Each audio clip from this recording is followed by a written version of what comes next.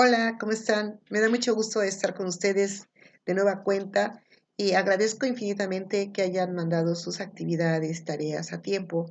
Los que no lo han hecho, por favor, mándenlas para poder ser evaluados.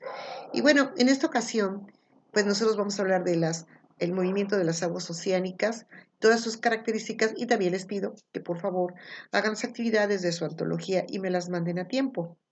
Bueno, ¿qué son, en este caso, las aguas oceánicas?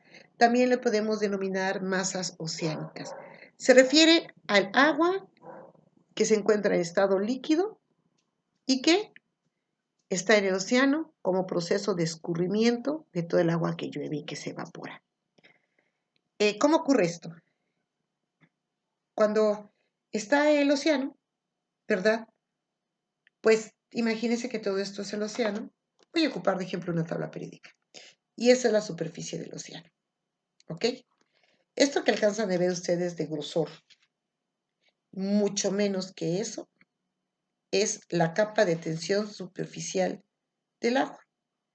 Es decir, las moléculas del agua sufren una presión de la atmósfera hacia abajo, del agua hacia arriba y hacia los lados. Entonces se forma una plasta así de moléculas de agua, una sola capa de moléculas de agua. Cuando viene el calor de los rayos solares, le pega y esa capa se evapora. Y entonces hierve a 100 grados aproximadamente y se evapora. Se forman las nubes y luego llueve, precipitación. Llueve en todo el planeta, en las áreas que tiene que llover. Un agua se viene por arriba, por el suelo, y otra penetra al subsuelo. Al final salen manantiales, ¿verdad? Que se encuentran en los cerros, que luego forman pequeños riachuelos, lagunitas, lagos, ríos y llega al mar. Y ese ciclo hidrológico ha existido desde que apareció la primera gota de agua en el planeta. Y así seguirá por siempre, mientras no cambiemos las leyes hidrológicas de la naturaleza. Pero en ese proceso, pues llega al mar, ¿no? Y al llegar al mar, pues ya se llaman aguas oceánicas. Las aguas oceánicas son saladas. El agua que está en las nubes y que cae y que escurre, le dicen dulce. No es porque esté dulce, que tenga azúcar, sino porque es natural. Pero cuando llega al océano, como hay muchísimos seres vivos en el océano que luego mueren, pues al final lo que queda es la sal, los elementos químicos que tenemos nosotros como parte de los seres vivos, y por eso el agua del mar es salada. Hay algunos océanos que tienen más sal que otra, algunos mares que tienen más que otra. Por ejemplo, el Mar Muerto, que se encuentra en otros continentes, él tiene mucha sal, que ahí es muy fácil nadar, casi casi vas nadando arriba del agua, porque tiene mucha sal, su densidad es muy fuerte y pues tú fácilmente flotas.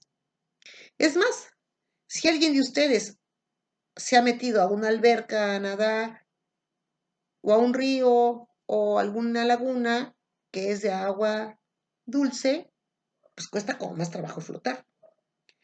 Pero si tú vas al mar y te metes, mientras no haya olas, ¿verdad? Te metes y es más fácil flotar, ponerte de muertito así y flotar.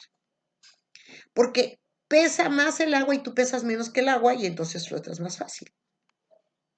Cuando los barcos pasan, por ejemplo, que vienen viajando de un continente a otro por el mar, no sé si han visto que los barcos al inicio, imagínense que es la punta del barco, tiene aquí unas rayitas así que miden como profundidades.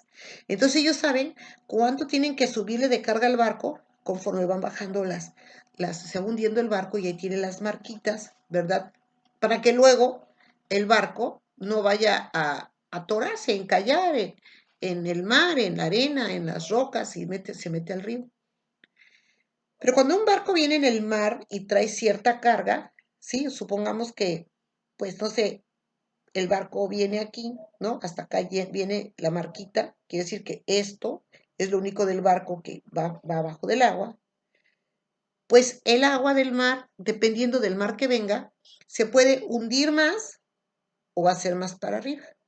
Si hace más para arriba no es tanto problema, pero si se hunde más, puede encallar.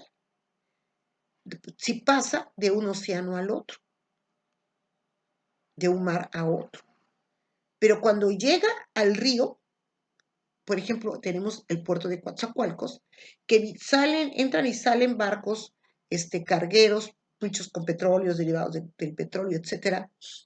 Pues cuando llegan al puerto y entran al río, el barco, supongamos, si viene así, con la rayita hasta acá y que está el mar, ¿sí?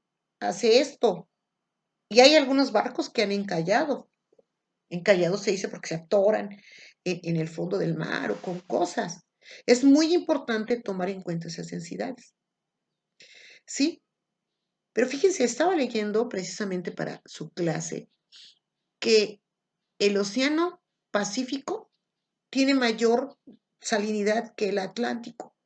Y eso hace que sea 20 centímetros más alto que el Atlántico. Y donde se une es abajo de nosotros en América del Sur. Ahí hasta la mera puntita de América del Sur. Ahí se unen los dos océanos. Y entonces dicen que, pues imagínense, ¿no? Uno está así y el otro está acá. Más o menos esa es la altura, ¿no? Entonces, obviamente, cuando eso pasa, pues el agua de acá hace esto así, ¿no? Y entonces aquí se generan remolinos muy grandes por el comportamiento de las densidades. Imagínense qué tan importante es. De todas formas, las masas oceánicas se mueven, como son fluidos, se mueven por fenómenos de convección, giran hacia un lado o hacia el otro, y también en las profundidades. Eso lo hacen las corrientes marinas, las mareas, las olas del mar, que son características diferentes, pero eso, pues más que nada, se ve ya ampliamente en geografía. Pero todo ese movimiento de las olas, de las corrientes marinas y todo, hace que el oxígeno que llega a la superficie del mar pueda irse hacia abajo y oxigenar las grandes profundidades oceánicas. ¿Y por qué tiene que oxigenar? Porque ahí viven seres vivos. Entonces, es muy interesante hablar de estas aguas oceánicas porque además algunas son más calientitas que otras son muy frías, ¿verdad? Y si alguna vez te has metido al mar y de repente sientes agüita fría que te llegó, ay, me llegó agüita fría, pues es que esa viene de los polos, del polo norte. Y si de repente sientes el agüita que se puso más calientita de lo normal, es que esa viene del Ecuador, del sur, del centro del planeta hacia arriba, ¿no? Es muy interesante hablar de todo ello. Y bueno, pues yo espero que les haya gustado la clase. Es muy largo de hablar. Métanse a investigar lo de las masas oceánicas y de verdad lo peor de todo este asunto que pues tenemos el mar muy contaminado. Cooperemos cada uno de nosotros para que nuestro mar ya no esté tan contaminado. Reciclemos la basura y hagamos mucho más. Será tema de otra clase. Cuídense mucho, por favor, protéjanse. Salúdenme a sus familias, hagan las tareas. Me dio mucho gusto estar con ustedes. Cualquier cosa me contactan. Nos vemos la siguiente clase. Hasta pronto. Que estén bien.